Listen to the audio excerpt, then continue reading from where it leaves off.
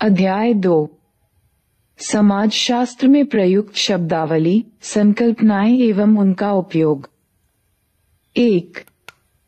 परिचय। पिछला अध्याय हमें समाज और समाजशास्त्र दोनों से परिचित कराता है। हमने देखा कि समाजशास्त्र का मुख्य कार्य समाज और व्यक्ति की परस्पर क्रियाओं की खोज करना है।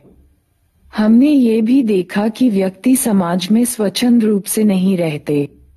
वे सामूहिक निकायों जैसे परिवार, जनजाति, जाति, वर्ग, कुल, राष्ट्र का हिस्सा होते हैं। इस अध्याय में आगे हम व्यक्तियों द्वारा बनाए गए समूहों के विभिन्न प्रकारों, असमान व्यवस्था के विभिन्न प्रकारों, स्तरीकरण की व्यवस्थाओं जिनमें व्यक्ति और समूह शामिल हैं, सामाजिक नियंत्रण के कार्य करने के तरीकों, व्यक्तियों की भूमिकाओं व जिस तरह वे उन्हें निभाते हैं एवं उनकी परिस्थिति के बारे में पढ़ेंगे। दूसरों शब्दों में हम ये जानना शुरू करते हैं कि किस प्रकार समाज अपने आप कार्य करता है। क्या ये सामंजस्यपूर्ण है अथवा विरोधग्रस्त है? क्या परिस्थिति और भूमिकाएं निश्चित हैं? सामाजिक नियंत्रण किस प्रकार कार्य करता है? किस प्रकार की असमानताएं मौजूद हैं? अभी भी यह प्रश्न रह जाता है कि इसे समझने के लिए हमें विशिष्ट शब्दावली और संकल्पनाओं की आवश्यकता क्यों होती है। समाजशास्त्र के लिए विशिष्ट शब्दावली की आवश्यकता क्यों पड़ती है, जबकि हम अपने दैनिक जीवन में परिस्थिति एवं भूमिका या सामाजिक नियंत्रण जैसे शब्दों का प्रयोग करते हैं। किसी विषय के लिए, जैसे नाभिकीय भौतिकी, जो उन पदार्थों से संबंध रखता है जिन्हें सामान्यतः लोग नहीं जानते तथा जिनके लिए सामान्य भाषा में कोई शब्द नहीं है, यह आवश्यक है कि विषय की अपनी एक शब्दावली हो। तथापि समाजशास्त्र के लिए शब्दावली और भी महत्वपूर्ण है, सिर्फ इसलिए कि इसकी विषय वस्तु परिचित है और सिर्फ इसलिए कि इसे दर्शाने के लिए शब्द मौजूद हैं। हम अपने आसपास की सामाजिक संस्थाओं से इतने अच्छी तरह परिचित हैं कि हम उन्हें स्पष्ट और बारीकी से नहीं देख सकते। उदाहरण के लिए हम ये सोच सकते हैं कि चूंकि हम परिवारों में रहते हैं, इसीलिए हम परिवारों के बारे में सब कुछ जानते हैं।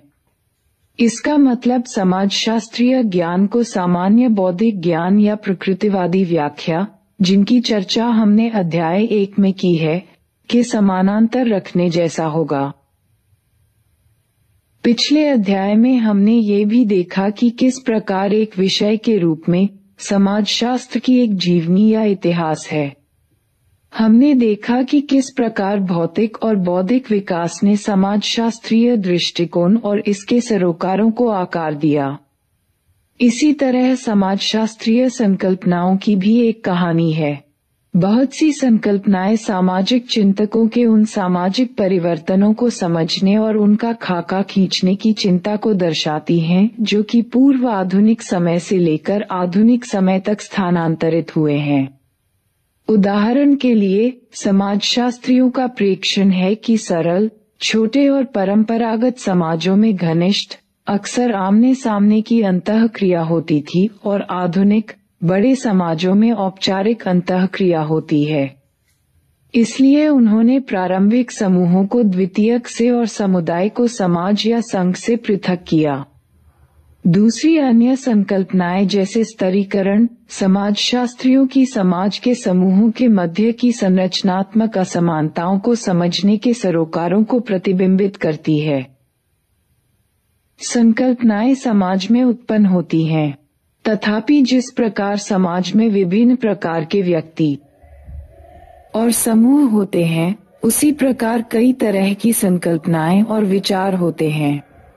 समाजशास्त्र स्वयं समाज को समझने के विभिन्न तरीकों एवं आधुनिक समय द्वारा लाए गए नाटकीय सामाजिक परिवर्तनों पर दृष्टि रखने के लिए पहचाना जाता है। हमने देखा है कि किस प्रकार समाजशास्त्र के उद्गम के आरंभिक चरणों में भी समाज के बारे में प्रतिद्वंद्वी और विरोधी समझ थी। यदि कार्ल मार्क्स के लिए वर्ग और संघर्ष समाज को समझने की मुख्य संकल्पनाएं थीं, तो एमिल दुर्खाइम के लिए सामाजिक एकता और सामूहिक चेतना मुख्य शब्द थे।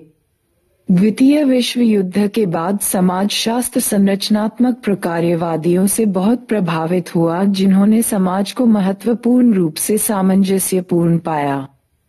उन्होंने समाज की तुलना एक जीव से करना लाभदायक समझा, जिसमें सभी अंगों को समग्र को बनाए रखने के लिए एक निश्चित कार्य करना होता है। दूसरे, विशेषकर मार्क्सवाद से प्रभावित संघर्षवादी सिद्धांतकारों ने समाज को विशेष रूप से विरोधाग्रस्त पाया। समाजशास्त्र में कुछ लोगों ने व्यक्तियों जैसे सूक्ष्म अंतःक्रिया से शुरुआत कर मानवीय व्यवहार को समझने की कोशिश की। दूसरों ने बृहद संरचनाओं जैसे वर्ग, जाति, बाजार, राज्य अथवा समुदाय से भी शुरुआत की। परिस्थिति और भूमिका जैसी संकल्पनाएं व्यक्ति के साथ आरंभ होती हैं। सामाजिक नियंत्रण या स्तरीकरण जैसी संकल्पनाएं विस्तृत संदर्भ में आरंभ होती हैं, जिनमें व्यक्तियों का स्थान पहले से ही तय होता है। महत्वपूर्ण मुद्दा ये है कि ये वर्गीकरण और प्रकार जिनकी चर्चा हम समाजशास्त्र में करते हैं, हमारी मदद करते हैं और ये वास्तविकता को समझने के साधन हैं। ये समाज को समझने के ताले की चाबियां हैं। हमारी समझने की प्रक्रिया में ये प्रारंभिक बिंदु हैं, अंतिम उत्तर नहीं। पर क्या हो यदि इन चाबियों पर जंग लग जाए, या ये मुड़ जाएं, या ये ताले में न जा पाएं, या प्रयास करने के बाद ताले में जा पाएं? इन परिस्थितियों में हमें चाबी को बदलने की या सुधारने की आवश्यकता पड़ती है। समाजशास्त्र में हम संकल्पनाओं और वर्गीकरण का प्रयोग करते हैं और साथ साथ इनको निरंतर जांचते भी हैं।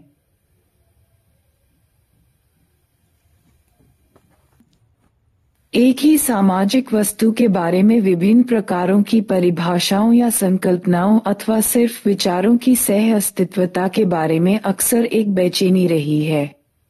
उदाहरण के लिए, संघर्षवादी सिद्धांत बनाम प्रकार्यवादी सिद्धांत। उपागमों की यह बहुलता समाजशास्त्र में विशेषतया बहुत ज्यादा है और इसे नकारा नहीं जा सकता, क्योंकि समाज स्वयं बहुत विविध रूपों में है। हमारे द्वारा आगे की गई चर्चा में आप देखेंगे कि किस प्रकार मतों में विभिन्नता होती है और किस प्रकार इन अंतरों पर वाद विवाद और चर्चा समाज को समझने में हमारी सहायता करते हैं। क्रियाकलाप 1। किसी एक विषय को कक्षा में चर्चा के लिए। विकास के लिए लोकतंत्र एक सहायता अथवा एक रुकावट है। लिंग समानता अधिक सामंजस्यपूर्ण अथवा अधिक विभाजक समाज बनाती है। विरोधों को दूर करने के लिए दंड अथवा चर्चा सर्वश्रेष्ठ तरीका है। दूसरे विषयों के बारे में सोचें। किस प्रकार के अंतर उभरते हैं? क्या ये एक अच्छा समाज कैसा होना चाहिए के बारे में विभिन्न दृष्टियों को प्रतिबिंबित करते हैं? क्या ये अंतर मनुष्यों की विभिन्न धारणाओं को दर्शाते हैं? सामाजिक समूह एवं समाज।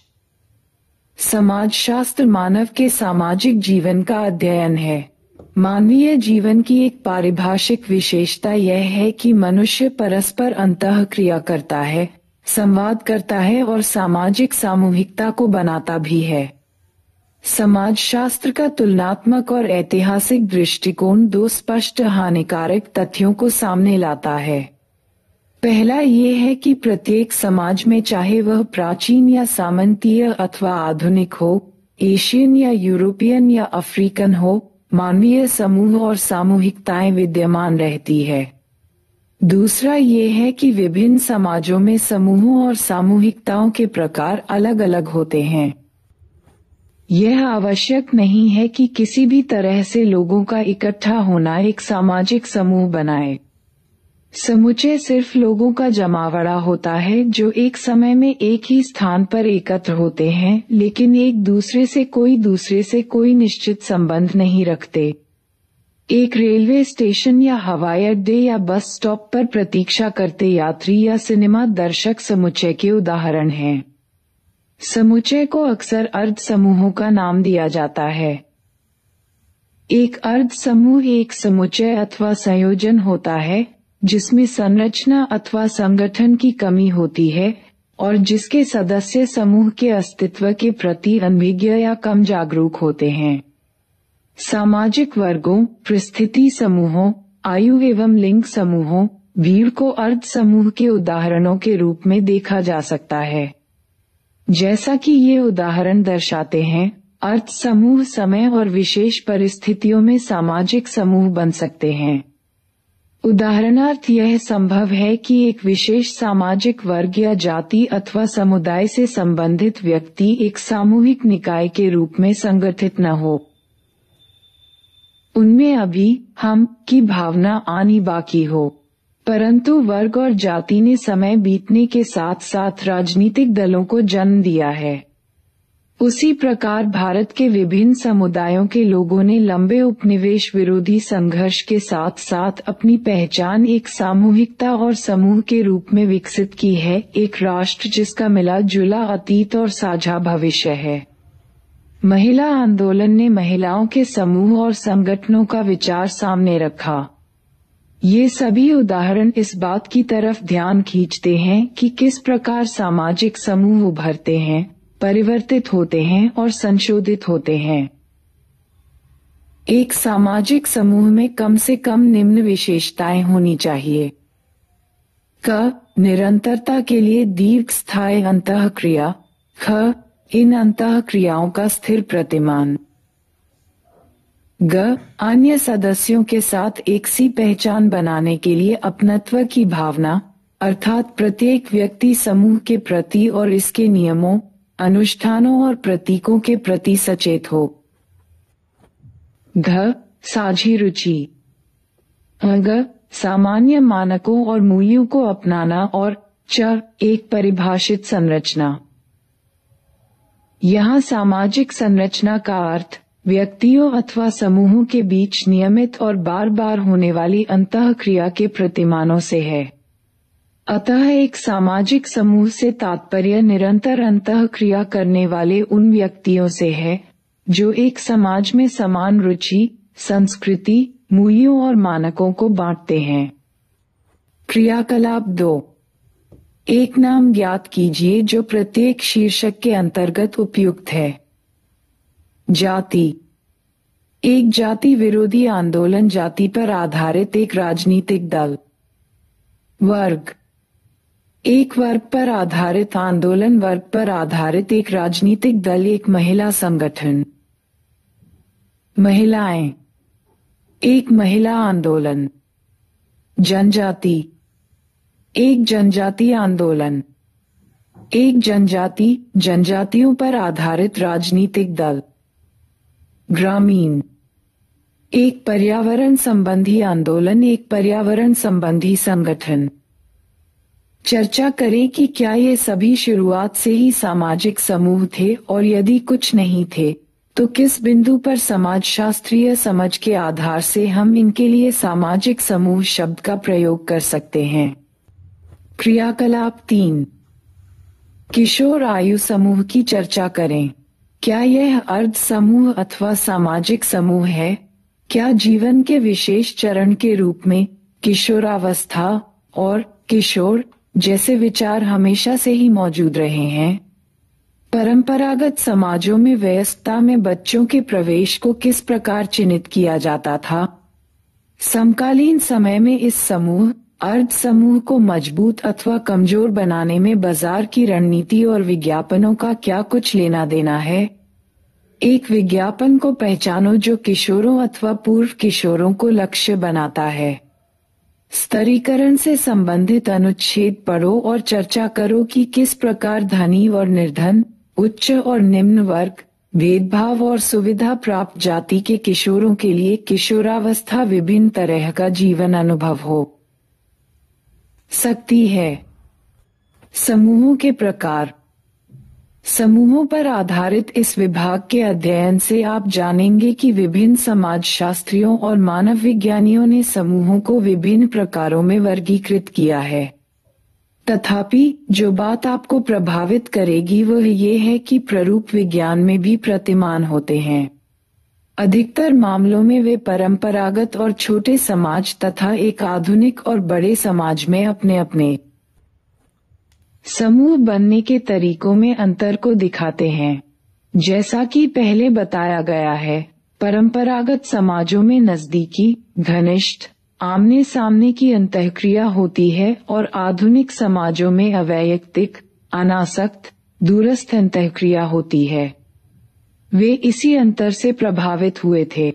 तथापि पुनर्तः विरोधाभास शायद वास्तविकता का सटीक वर्णन नहीं है। प्राथमिक और द्वितीयक सामाजिक समूह। वे सभी समूह जिनसे हम संबंधित होते हैं हमारे लिए समान रूप से महत्वपूर्ण नहीं होते हैं। कुछ समूह हमारे जीवन के कई पक्षों को प्रभावित करते हैं और हमें दूसरों के वैयक्तिक साहचर्य में लाते हैं।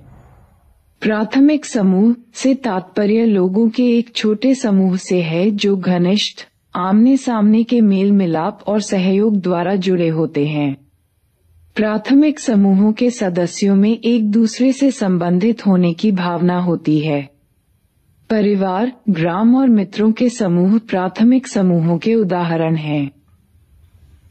द्वितीयक समूह आकार में अपेक्षाकृत बड़े होते हैं और उनमें औपचारिक और अवैयक्तिक संबंध होते हैं।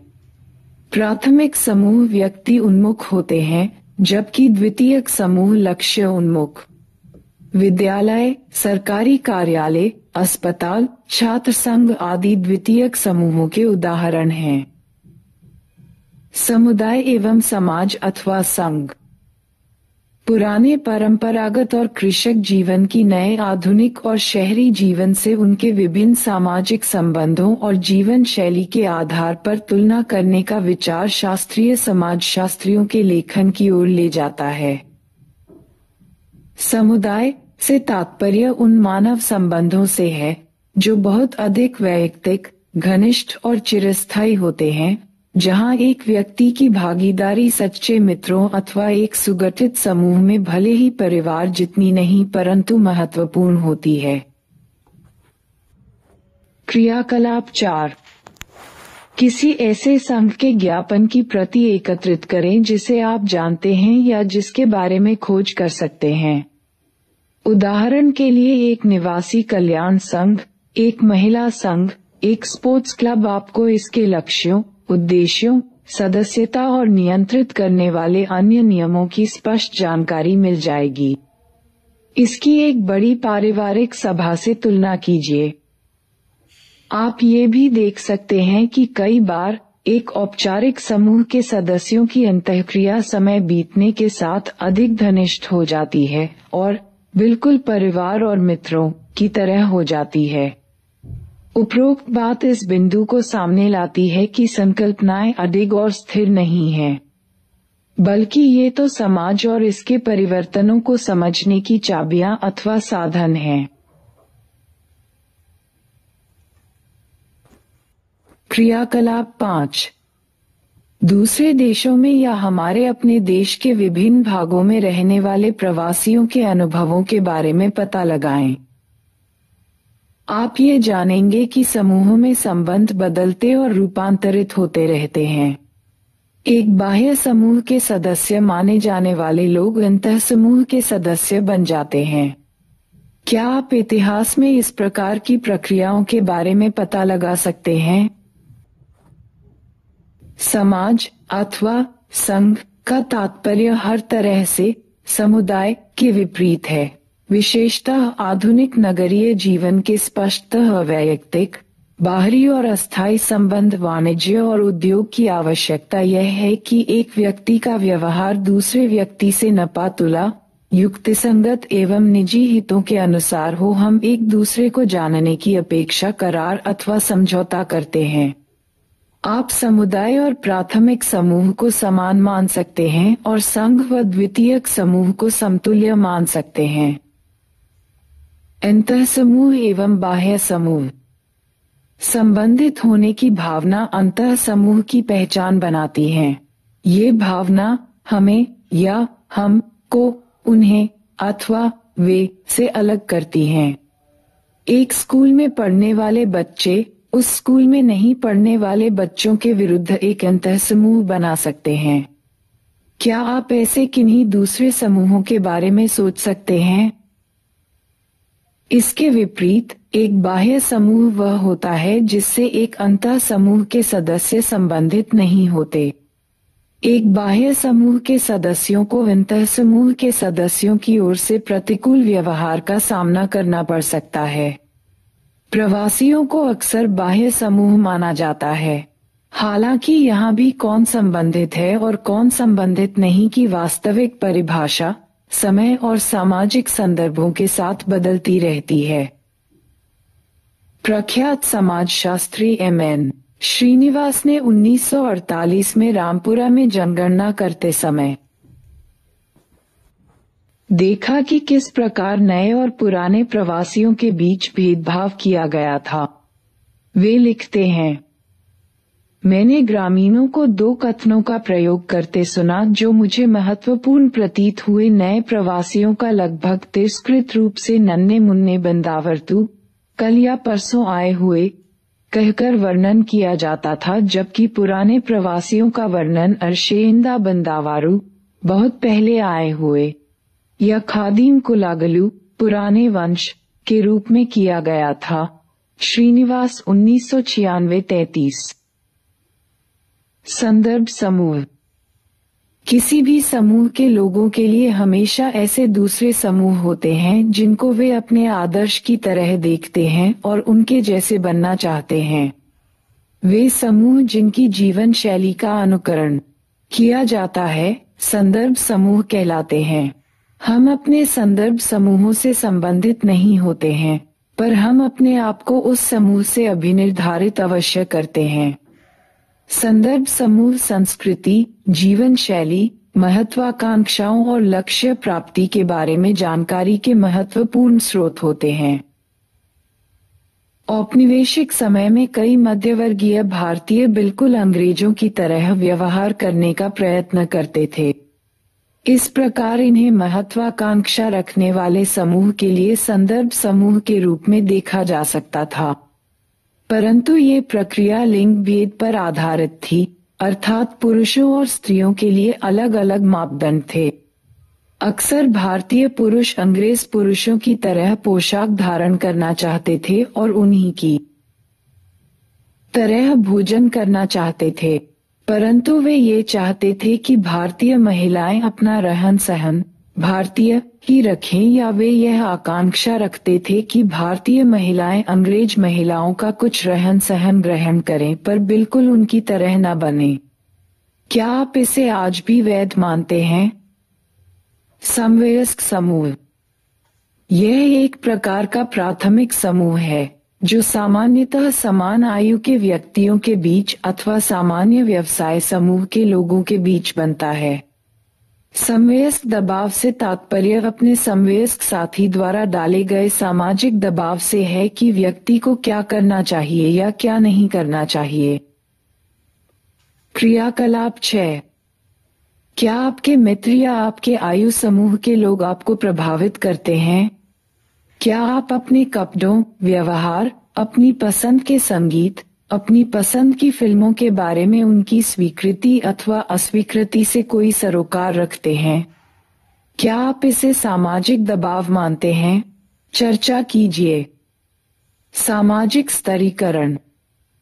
सामाजिक स्तरीकरण से तात्पर्य भौतिक या प्रतीकात्मक लाभों तक पहुंच के आधार पर समाज में समूहों के बीच की संरचनात्मक असमानताओं के अस्तित्व से है।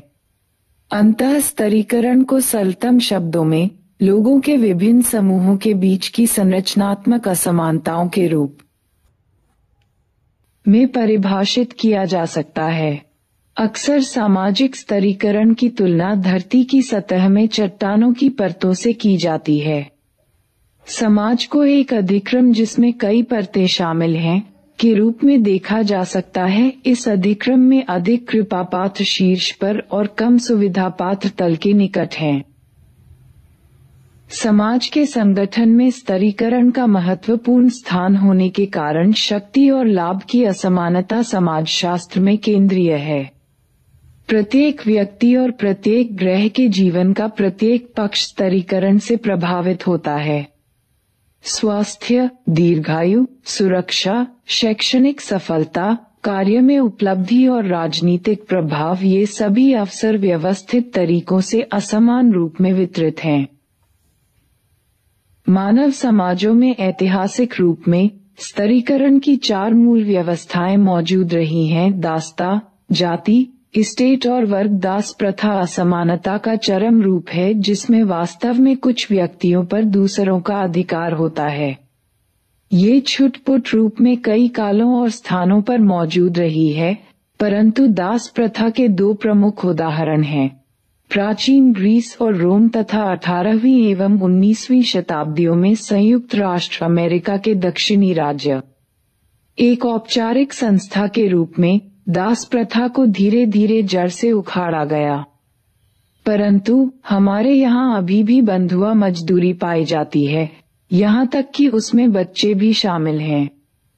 स्टेट सामंतवादी यूरोप की विशेषता थी। हम यहाँ स्टेट का विस्तृत वर्णन नहीं करेंगे, परंतु सामाजिक स्तरीकरण की व्यवस्थाओं के रूप में जाति और वर्ग का बहुत ही संक्षिप्त रूप में उल्लेख करेंगे। सामाजिक स्तरीकरण के आधार के रूप में वर्ग, जाति, लिंग के बारे में हम अगली पुस्तक समाज का बोध में पढ़ेंगे। जाति पर आधारित स्तरीकरण व्यवस्था में व्यक्ति की स्थिति पूरी तरह से जन्म द्वारा मिली हुई परिस्थिति पर आधारित होती है, न कि उन पदों पर जो व्यक्ति ने अपने जीवन में प्राप्त किए होते हैं।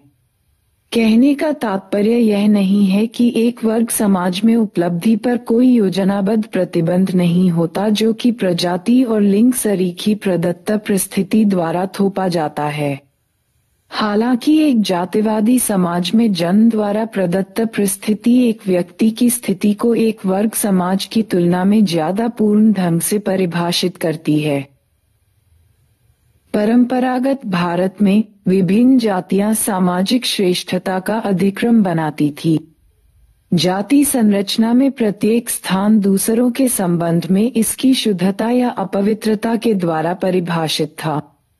इसके पीछे यह विश्वास था कि पुरोहित जाति ब्राह्मण, जो कि सबसे अधिक पवित्र हैं, बाकी सबसे श्रेष्ठ हैं, और पंचम, जिनको कई बार बाह्य जाति कहा गया, सबसे निम्न हैं।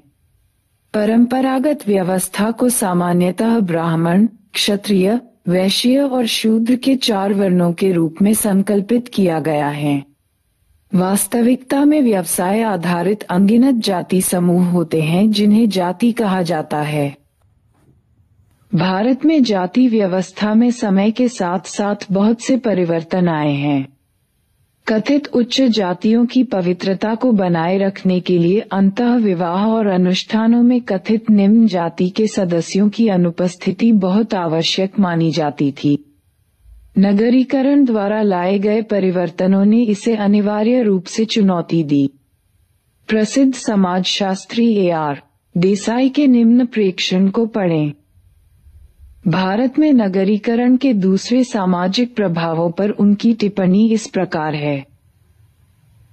आधुनिक उद्योग आधुनिक शहरों को अस्तित्व में लाए, जो सर्वदेशीय होटलों, रेस्तराओं, रंगमंचों, ट्रामों, बसों, रेलों से मधुमक्खी के छत्ते की तरह भरे पड़े थे।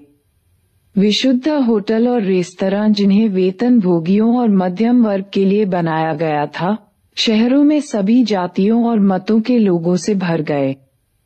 ट्रेनों और बसों में व्यक्ति अक्सर निम्न वर्ग के व्यक्ति के साथ सफर करते हैं।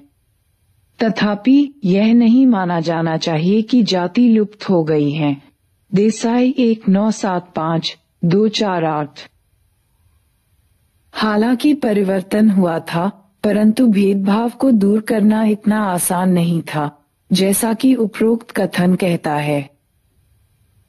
मिल में उस प्रकार का खुला भेदभाव न हो जैसा कि गांवों में होता है, परंतु निजी अंतःक्रिया के अनुभव दूसरी कहानी बताते हैं। परमार ने देखा, वे हमारे हाथों से पानी भी नहीं पीते और हमसे व्यवहार करते समय कई बार गाली गलौज वाली भाषा का प्रयोग करते हैं। ये इसलिए है क्योंकि वे यह महसूस करते हैं और विश्वास रखते हैं कि वे श्रेष्ठ हैं। वर्षों से ऐसा ही चला आ रहा है। हम कितनी भी अच्छी वेशभूषा धारण करें, उससे कोई फर्क नहीं पड़ता। वे कुछ चीजों को अपनाने के लिए तैयार नहीं हैं। फ्रांको 2004-150। आज भी बहुत अधिक जातिगत भेदभाव उपस्थित है, पर साथ ही लोकतंत्र की कार्य प्रणाली ने जाति व्यवस्था को प्रभावित किया है। जाति हित समूह के रूप में मजबूत हुई है। हमने भेदभावग्रस्त जातियों को समाज में अपने लोकतंत्रीय अधिकारों के प्रयोग के लिए संघर्ष करते भी देखा है। वर्ग का वर्णन करने के लिए अनेक प्रयास किए गए हैं। यहाँ हम मार्क्स, वेबर और प्रकार्यवाद के केंद्रीय विचारों का केवल संक्षेप में उल्लेख करेंगे। मार्क्स के सिद्धांतों में सामाजिक वर्ग की परिभाषा इस आधार पर होती है कि उस वर्ग और उत्पादन के साधनों के बीच क्या संबंध है। ये प्रश्न पूछे जा सकते हैं कि क्या समूह भूमि अथवा कारखानों सरीखे उत्पादन के साधनों के स्वामी हैं, अथवा क्या वे किसी वस्तु के नहीं केवल अपने श्रम के स्वामी हैं। वेबर ने जीवन अवसर शब्द का प्रयोग किया है, जिसका तात्पर्य बाजार क्षमता की सामर्थ्य के प्रतिफल और लाभ से है। वेबर तर्क देते हैं कि असमानता आर्थिक संबंधों पर आधारित हो सकती है, परंतु ये प्रतिष्ठा और राजनीतिक शक्ति पर भी आधारित हो सकती है। सामाजिक स्तरीकरण का प्रकार्यवादी सिद्धांत प्रकार्यवाद की आस्था या सामान्य पूर्वकल्पना के साथ आरंभ होता है कि कोई भी समाज वर्गहीन या संस्तरण मुक्त नहीं है। प्रकार्यक मुख्य आवश्यकता सामाजिक स्तरीकरण की वैश्विक उपस्थिति का वर्णन करती है कि समाज द्वारा व्यक्ति को सामाजिक ढांचे में स्थापित और गतिशील करने के लिए किन आवश्यकताओं का सामना करना पड़ता है। अतः सामाजिक असमानता या स्तरीकरण अनजाने में विकसित किया गया वह साधन है जिसके द्वारा समाज यह निश्चित करता है कि सबसे अधिक महत्वपूर्ण स्थितियों को जानबूझकर सबसे योग्य व्यक्तियों द्वारा भरा जाए। क्या ये सत्य है? एक परंपरागत जाति व्यवस्था में सामाजिक अधिक्रम निश्चित व कठोर होता है और इन समाजों में पीढ़ी दर पीढ़ी हस्तांतरित होता है। इसके विपरीत आधुनिक वर्ग व्यवस्था खुली है और उपलब्धि पर आधारित है। लोकतंत्रीय समाजों में सर्वाधिक वंचित वर्ग और जाति के किसी व्यक्ति को सर्वोच्च पद पर पहुंचने से कोई भी कानूनन रोक नहीं सकता। उपलब्धि की इस प्रकार की कहानियां वाकई विद्यमान है और ये असीम प्रेरणा का स्रोत होती हैं। यद्यपि अधिकांश हिस्से के लिए जाति व्यवस्था की संरचना अभी तक बनी हुई है। यहाँ तक कि पश्चिमी समाजों में भी सामाजिक गतिशीलता का समाजशास्त्रीय अध्ययन संपूर्ण गतिशीलता के आदर्श प्रतिरूप से काफी दूर है। समाजशास्त्र को जाति व्यवस्था और भेदभाव की निरंतरता दोनों की चुनौतियों के प्रति संवेदनशील होना पड़ेगा, विशेषकर वे जो व्यवस्था के निम्न स्तरों पर हैं, न केवल सामाजिक बल्कि आर्थिक रूप से भी वंचित स्थिति में हैं। क्रियाकलाप 7।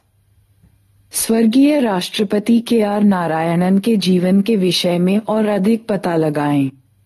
इस संदर्भ में प्रदत्त और अर्जित की गई परिस्थिति, जाति और वर्ग की संकल्पना की विवेचना करें। परिस्थिति और भूमिका।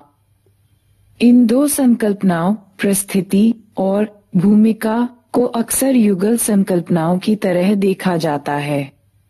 परिस्थिति समाज या एक समूह में एक स्थिति है। प्रत्येक समाज और प्रत्येक समूह में ऐसी कई स्थितियां होती हैं और प्रत्येक व्यक्ति ऐसी कई स्थितियों पर अधिकार रखता है। अतः परिस्थिति से तात्पर्य सामाजिक स्थिति और इन स्थितियों से जुड़े निश्चित अधिकारों और कर्तव्यों से है। उदाहरण के लिए मां की एक परिस्थिति होती है जिसमें आचरण के कई मानक होते हैं और साथ ही निश्चित जिम्मेदारियां और विशेषाधिकार भी होते हैं। भूमिका परिस्थिति का सक्रिय या व्यवहारात्मक पक्ष है। परिस्थितियां ग्रहण की जाती हैं एवं भूमिकाएं निभाई जाती हैं। हम ये कह सकते हैं कि परिस्थिति एक संस्थागत भूमिका है। यह वह भूमिका है जो समाज में या समाज के विशेष संघों में से किसी में भी नियमित, मानकीय और औपचारिक बन चुकी है। ये सुस्पष्ट होना चाहिए कि एक आधुनिक जटिल समाज में, जैसा कि हमारा समाज है, एक व्यक्ति अपने जीवन में कई विभिन्न परिस्थितियों को ग्रहण करता है। एक स्कूली छात्र के रूप में आप अपने अध्यापक के छात्र, पंसारी के लिए ग्राहक, बस चालक के लिए यात्री, सहोदरों के लिए भाई या बहन, डॉक्टर के लिए मरीज हो सकते हैं। कहने की आवश्यकता नहीं कि हम इस सूची को जितना चाहे बढ़ा सकते हैं। समाज जितना छोटा और सरल होगा, एक व्यक्ति की उतनी ही कम प्रकार की परिस्थितियां होंगी। हम देखते हैं एक आधुनिक समाज में व्यक्ति की बहुत सी परिस्थितियां होती हैं, जिसे समाजशास्त्रीय रूप में परिस्थिति समुच्चय का नाम दिया गया है। व्यक्ति अपने जीवन के विभिन्न चरणों में अलग अलग परिस्थितियां ग्रहण करते हैं। एक पुत्र पिता बन जाता है, पिता दादा बन जाता है और फिर परदादा, एवं ये क्रम इसी तरह चलता रहता है। इसे परिस्थिति क्रम कहते हैं क्योंकि इसका अर्थ जीवन के अनेक चरणों में प्राप्त की गई परिस्थितियों से है जो एक क्रम में आती हैं। प्रदत्त परिस्थिति एक सामाजिक स्थिति है जो एक व्यक्ति जन्म से अथवा अनैच्छिक रूप से ग्रहण करता है। प्रदत्त परिस्थिति का सामान्य आधार आयु, जाति, प्रजाति और नातेदारी है। सरल और परंपरागत समाज प्रदत्त परिस्थिति से चिन्हित होते हैं। दूसरी तरफ अर्जित परिस्थिति वह सामाजिक स्थिति है जो एक व्यक्ति अपनी इच्छा, अपनी क्षमता, उपलब्धियों, सद्गुणों और चयन से प्राप्त करता है। अर्जित परिस्थिति का सामान्य आधार शैक्षणिक योग्यता, आय और व्यावसायिक विशेषज्ञता है। आधुनिक समाज को उपलब्धि के आधार पर आंका जाता है। इसके सदस्यों को प्रतिष्ठा उनकी उपलब्धियों के आधार पर प्रदान की जाती है। आपने अक्सर यह वाक्यांश सुना होगा, आपको अपने आप को साबित करना है। परंपरागत समाजों में आपकी परिस्थिति जन्म से परिभाषित और निर्धारित होती थी, तथापि जैसा कि ऊपर चर्चा की गई है, उपलब्धि पर आधारित आधुनिक समाजों में भी प्रदत्त परिस्थिति महत्व रखती है। परिस्थिति और प्रतिष्ठा अंतःसंबंधित शब्द हैं। प्रत्येक परिस्थिति के अपने कुछ अधिकार और मूल्य होते हैं। मूल्य किसी व्यक्ति से उसके कार्यों या उनके अनुपालन से नहीं बल्कि सामाजिक स्थिति से जुड़े होते हैं। परिस्थिति या पदाधिकार से जुड़े मूल्य के प्रकार को प्रतिष्ठा कहते हैं। अपनी प्रतिष्ठा के आधार पर लोग अपनी परिस्थिति को ऊंचा या नीचा दर्जा दे सकते हैं। एक दुकानदार की तुलना में एक डॉक्टर की प्रतिष्ठा ज्यादा होगी, चाहे उसकी आय कम ही क्यों न हो। ये ध्यान रखना आवश्यक है कि किस व्यवसाय को प्रतिष्ठित माना जाता है। यह विचार समाज और समय के साथ बदलता रहता है। लोग अपनी भूमिकाओं को सामाजिक अपेक्षाओं के अनुसार निभाते हैं, जो कि भूमिका को ग्रहण करना और भूमिकाओं को निभाना है। एक बच्चा इस आधार पर व्यवहार करना सीखता है कि दूसरे लोग उसके व्यवहार को किस प्रकार देखते व आंकते हैं। भूमिका संघर्ष एक या अधिक परिस्थितियों से जुड़ी भूमिकाओं की असंगतता है। ये तब होता है जब दो या अधिक भूमिकाओं से विरोधी अपेक्षाएं पैदा होती हैं। एक सामान्य उदाहरण मध्यम वर्गीय कामकाजी महिला का है, जिसे घर पर मां तथा पत्नी और कार्यस्थल पर कुशल व्यावसायिक की भूमिका निभानी पड़ती है। यह एक सामान्य मान्यता है कि पुरुष भूमिका संघर्ष का सामना नहीं करते। समाजशास्त्र, जिसमें आनुभविक और तुलनात्मक दोनों विषय आते हैं, इससे अलग राय रखता है। खासी मातृवंश पुरुषों के लिए बहुत अधिक भूमिका संघर्ष पैदा करता है। वे एक तरफ अपने जन्मजात घर और दूसरी तरफ पत्नी और बच्चों के प्रति जिम्मेदारी में बंध जाते हैं। वे अपने बच्चों को निष्ठा को शासित करने के आवश्यक अधिकार और यहाँ तक कि मृत्यु के बाद स्वयं अर्जित संपत्ति को अपने बच्चों को देने के अधिकार से भी वचन महसूस करते हैं।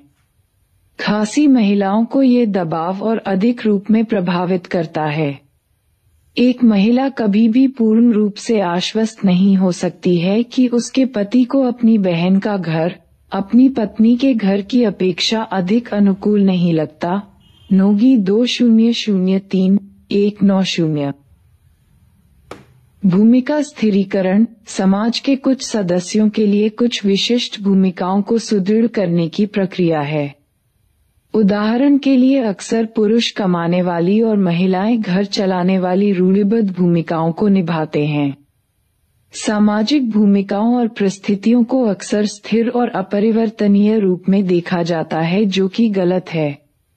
यह महसूस किया गया है कि व्यक्ति उन अपेक्षाओं को समझने लगता है जो एक संस्कृति में सामाजिक स्थिति से जुड़ी होती हैं।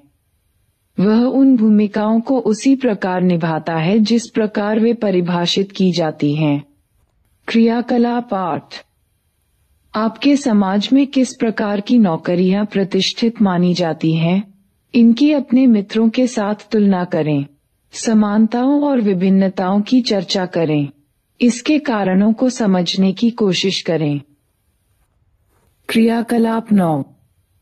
पता लगाएं कि घर का नौकर और निर्माण करने वाला मजदूर किस प्रकार भूमिका संघर्ष का सामना करते हैं।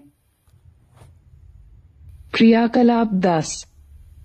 समाज के प्रभावशाली हिस्से द्वारा सामाजिक रूप से निर्धारित भूमिकाओं का उल्लंघन या अतिक्रमण करने वाले लोगों को नियंत्रित व दंडित करने की कोशिश के बारे में समाचार पत्रों में छपी रिपोर्टों को एकत्रित कीजिए। समाजीकरण द्वारा व्यक्ति सामाजिक भूमिकाओं को ग्रहण करते हैं और उन्हें निभाना सीखते हैं। तथापि इस मत को गलत रूप से लिया जाता है। ये बताता है कि व्यक्ति भूमिकाओं को बनाने अथवा सौदा करने की बजाय सिर्फ उन्हें ग्रहण करता है। वास्तव में समाजीकरण वह प्रक्रिया है जिसमें मनुष्य कर्ता की भूमिका निभा सकते हैं। वे केवल निष्क्रिय वस्तु नहीं हैं जो निर्देशों की प्रतीक्षा करते हैं। व्यक्ति सामाजिक अंतःक्रिया की निरंतर चलने वाली प्रक्रिया द्वारा सामाजिक भूमिकाओं को समझने और अपनाने लगते हैं। यह विवेचना शायद आपको व्यक्ति और समाज के संबंधों को समझने में मदद करेगी, जिसके बारे में हम पहले अध्याय में पढ़ चुके हैं। भूमिकाएं और परिस्थितियां नहीं स्थिर होती हैं और न ही किसी के द्वारा प्रदान की जाती हैं। लोग भूमिकाओं और परिस्थितियों में जाति, प्रजाति अथवा लिंग पर आधारित भेदभाव के खिलाफ संघर्ष करते हैं। दूसरी तरफ समाज में कुछ विभाग ऐसे होते हैं जो इन परिवर्तनों का विरोध करते हैं। उसी प्रकार व्यक्तियों द्वारा भूमिकाओं का उल्लंघन करने पर उन्हें प्रायः दंडित किया जाता है। अतः समाज न केवल भूमिकाओं और परिस्थितियों के साथ बल्कि सामाजिक नियंत्रण के साथ भी कार्य करता है। समाज व सामाजिक नियंत्रण। सामाजिक नियंत्रण समाजशास्त्र में सामान्यतः सबसे ज्यादा प्रयोग की जाने वाली संकल्पनाओं में से एक है। इसका तात्पर्य उन अनेक साधनों से है जिनके द्वारा समाज अपने उद्दंड या उपद्रवी सदस्यों को पुनः राह पर लाता है।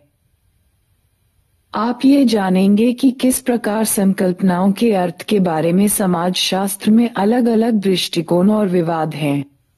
आप ये भी जानेंगे कि प्रकार्यवादी समाजशास्त्रियों ने समाज को विशेष रूप से सामंजस्यपूर्ण समझा और विरोधी समाजशास्त्रियों ने समाज को मुख्य रूप से असमान, असंगत और अत्याचारी समझा।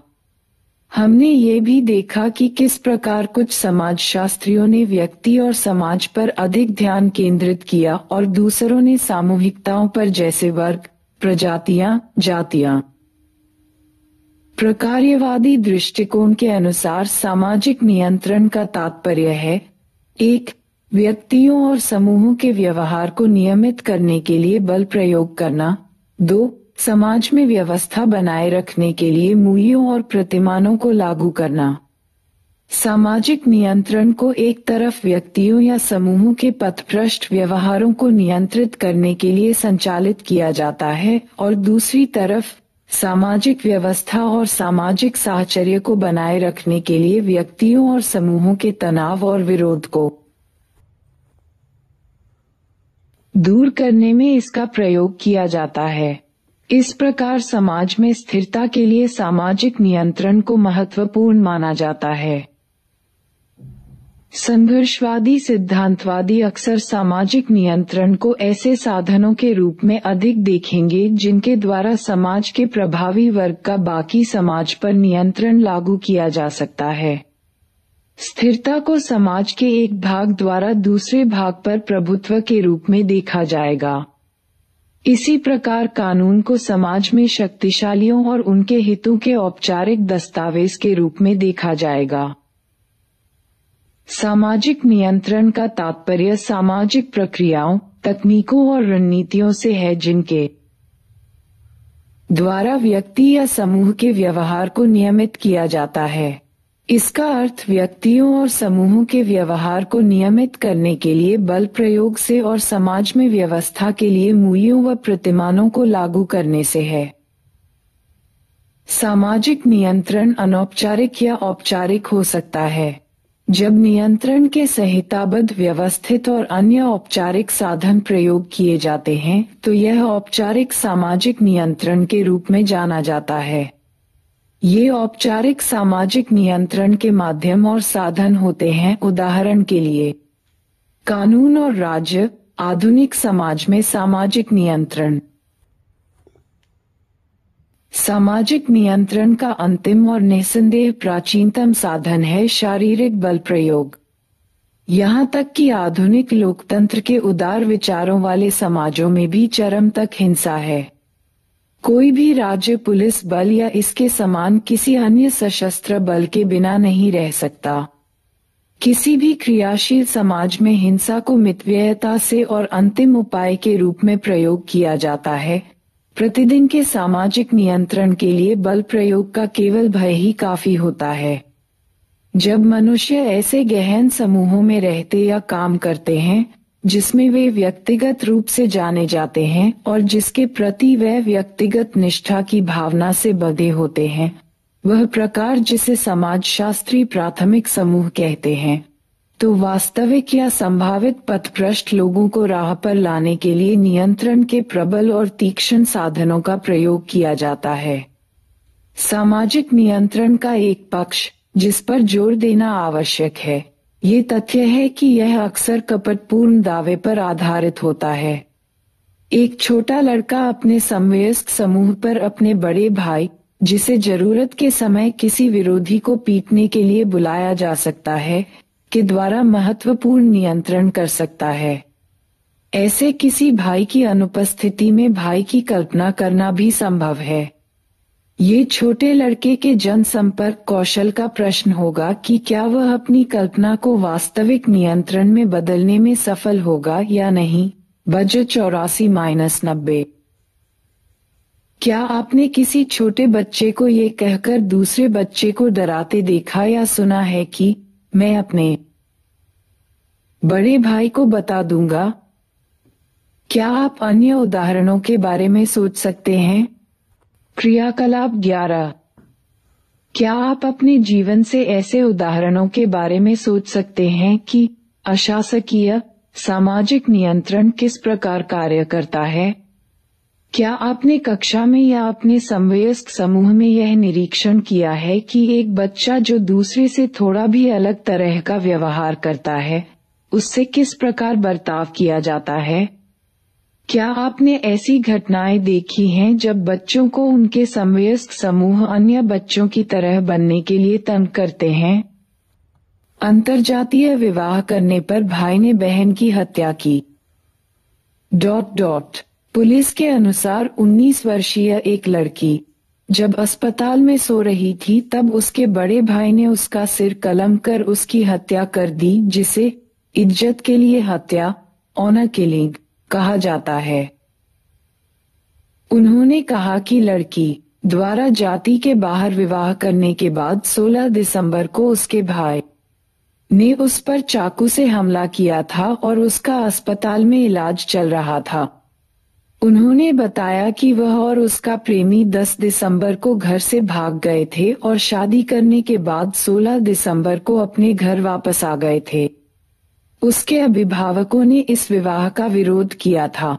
पंचायत ने भी युगल पर दबाव डालने की कोशिश की थी, पर उन्होंने अलग रहने से मना कर दिया था। के औपचारिक साधनों और माध्यमों पर जोर दिया जाता है। प्रत्येक समाज में एक दूसरे प्रकार का सामाजिक नियंत्रण होता है, जिसे अनौपचारिक सामाजिक नियंत्रण के रूप में जाना जाता है। यह व्यक्तिगत, अशासकीय और असंहिताबद्ध होता है। इसमें मुस्कान, चेहरे बनाना, शारीरिक भाषा, आलोचना, उपहास, हंसी आदि सम्मिलित होते हैं। एक ही समाज में इनके प्रयोग में काफी भिन्नताएं हो सकती हैं। दैनिक जीवन में ये बहुत प्रभावशाली होते हैं। फिर भी कुछ मामलों में सामाजिक नियंत्रण की अनौपचारिक विधियां अनुरूपता या आज्ञाकारिता लागू करने में असमर्थ हो सकती हैं। अनौपचारिक सामाजिक नियंत्रण के विभिन्न माध्यम होते हैं, अर्थात परिवार, धर्म, नातेदारी आदि। क्या आपने इज्जत के लिए हत्या के बारे सुना है? नीचे दी गई समाचार पत्र रिपोर्ट को पढ़ें और इसमें शामिल सामाजिक नियंत्रण के विभिन्न माध्यमों को पहचानें। स्वीकृति पुरस्कार या दंड का एक ढंग है जो सामाजिक रूप से अपेक्षित व्यवहार को पुनःस्थापित करता है। सामाजिक नियंत्रण सकारात्मक या नकारात्मक हो सकता है। समाज के सदस्यों को अच्छे और अपेक्षित व्यवहार के लिए पुरस्कृत किया जा सकता है। दूसरी तरफ नियमों को लागू करने के लिए और विचलन को राह पर लाने के लिए नकारात्मक स्वीकृतियों का प्रयोग भी किया जाता है। विचलन का अर्थ उन क्रियाओं से है जो समाज या समूह के अधिकतर सदस्यों के मूल्यों या आदर्शों के अनुसार नहीं होती है। विचलन को मोटे तौर पर विभिन्न संस्कृतियों या उपसंस्कृतियों में अंतर करने वाले मानकों और मूल्यों के रूप में जाना जाता है। इसी प्रकार विचलन के विचार को एक समय से दूसरे समय में चुनौतियां मिलती हैं और ये परिवर्तित होते रहते हैं। उदाहरण के लिए, एक ही समाज में अंतरिक्ष यात्री बनने की इच्छा रखने वाली महिला को एक समय में तो विचालक माना जाएगा और दूसरे समय में उसी समाज में उसकी प्रशंसा की जाएगी। आप पहले ही जानते हैं कि समाजशास्त्र किस प्रकार सामान्य बौद्धिक ज्ञान से भिन्न है। इस अध्याय में चर्चा की गई विशिष्ट शब्दावली और संकल्पनाएं समाज की समाजशास्त्रीय समझ को बढ़ाने में आपकी मदद करेगी। शब्दावली। विरोधी सिद्धांत एक समाजशास्त्रीय दृष्टिकोण जो मानव समाजों में उपस्थित तनावों, विभाजनों और संघर्षरत रुचियों पर ध्यान केंद्रित करता है। संघर्षवादी सिद्धांतकार मानते हैं कि समाज में संसाधनों की कमी और उनका मूल्य विरोध उत्पन्न करता है, क्योंकि समूह इन संसाधनों पर पहुंच और नियंत्रण स्थापित करने के लिए संघर्ष करते हैं। कई संघर्षवादी सिद्धांतकार मार्क्स के लेखन से अत्यधिक प्रभावित हुए हैं। प्रकार्यवाद एक सैद्धांतिक दृष्टिकोण जो इस धारणा पर आधारित है कि सामाजिक घटनाओं को उन कार्यों के रूप में सबसे अच्छी प्रकार से स्पष्ट किया जा सकता है जो वे निभाते हैं, अर्थात समाज की निरंतरता में वे जो योगदान करते हैं एवं एक जटिल व्यवस्था के रूप में समाज को, जिसके विभिन्न भाग एक दूसरे के साथ कार्य करते हैं, को समझने की आवश्यकता है। पहचान एक व्यक्ति या समूह के चरित्र की विशेषताएं जो ये बताती हैं कि वे कौन हैं और उनके लिए क्या अर्थपूर्ण है। पहचान के कुछ स्रोत हैं लिंग, राष्ट्रीयता या प्रजातीयता, सामाजिक वर्ग। उत्पादन के साधन वे साधन जिनके द्वारा समाज में भौतिक वस्तुओं का उत्पादन किया जाता है, जिनमें न केवल तकनीक बल्कि उत्पादकों के परस्पर सामाजिक संबंध भी सम्मिलित हैं। व्यष्टि समाजशास्त्र और समष्टि समाजशास्त्र आमने सामने अंतःक्रिया की परिस्थितियों में प्रतिदिन के व्यवहार का अध्ययन सामान्यतः व्यष्टि समाजशास्त्र कहलाता है। व्यष्टि समाजशास्त्र में विश्लेषण व्यक्तिगत स्तर पर या छोटे समूहों में होता है। ये समष्टि समाजशास्त्र से भिन्न है, जिसका सरोकार बड़ी सामाजिक व्यवस्था से होता है, जैसे राजनीतिक व्यवस्था या आर्थिक व्यवस्था। हालांकि ये भिन्न दिखाई देते हैं, पर ये घनिष्ठ रूप से संबंधित होते हैं। जन्म संबंधी किसी के जन्मस्थान या जन्मकाल से संबंधित मानक व्यवहार के नियम जो एक संस्कृति के मूल्यों को प्रतिबिंबित करते हैं या उसे मूर्त रूप देते हैं, जो या तो व्यवहार के एक दिए गए प्रकार को सुझाते या वर्जित करते हैं।